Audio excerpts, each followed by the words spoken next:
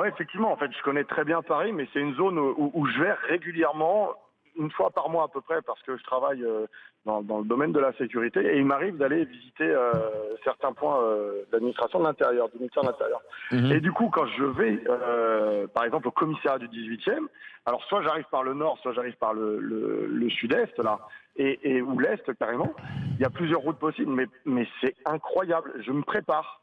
Je me prépare. C'est-à-dire que dans la voiture, alors avant j'y allais en moto des fois pour éviter les bouchons, j'y vais plus en moto parce que je me sens trop vulnérable, honnêtement.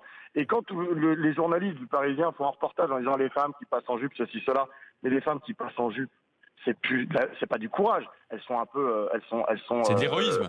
mais c'est même pas de l'héroïsme, c'est de Non, la c'est folie. du Quoi. suicide. C'est de la folie. C'est de la folie, c'est de la folie, parce que tout à l'heure, j'entendais Charles qui disait, oui, il faudrait trouver des solutions au niveau de la mairie, mais la première solution déjà, ça serait que Madame Hidalgo, elle prenne conscience, il faudrait la mettre en jupe tailleur et lui faire traverser le quartier déjà, pour voir comment elle en sort. Mm. Non, mais sans dire que c'est Anne Hidalgo, hein, sans dire que c'est elle, qu'elle y aille en tout Qu'elle fasse un anonymat. test. Qu'elle y aille en tout anonymat, comme l'ont fait des tests, vous savez, un peu dans ce style-là, d'autres personnes dans d'autres quartiers d'Île-de-France. Moi, par exemple, je viens de la banlieue sud de Paris. Je suis de Chimazara. Ça a été longtemps une banlieue tranquille, et puis avec le temps, c'est devenu un peu moins tranquille. Il y a des quartiers très chauds autour. Et j'ai grandi dans une atmosphère, voilà, je fais 1m80, je fais 90 kilos, je suis un peu gaillard. Je vous dis, je me prépare physiquement, logistiquement et psychologiquement. C'est-à-dire que la voiture, je verrouille tout, je laisse rien dépasser parce que ça frappe à tout va.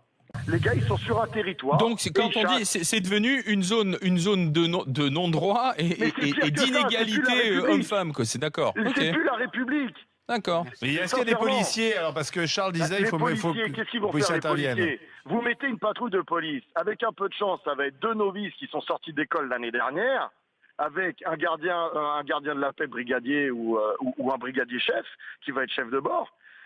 Alors l'avantage de Paris, c'est que quand ils disent au secours, il y a beaucoup de monde qui arrive maintenant et depuis tout le temps. Mais entre-temps, si vous avez une foule, ils sont pris à partie par 100 personnes, ils sont morts.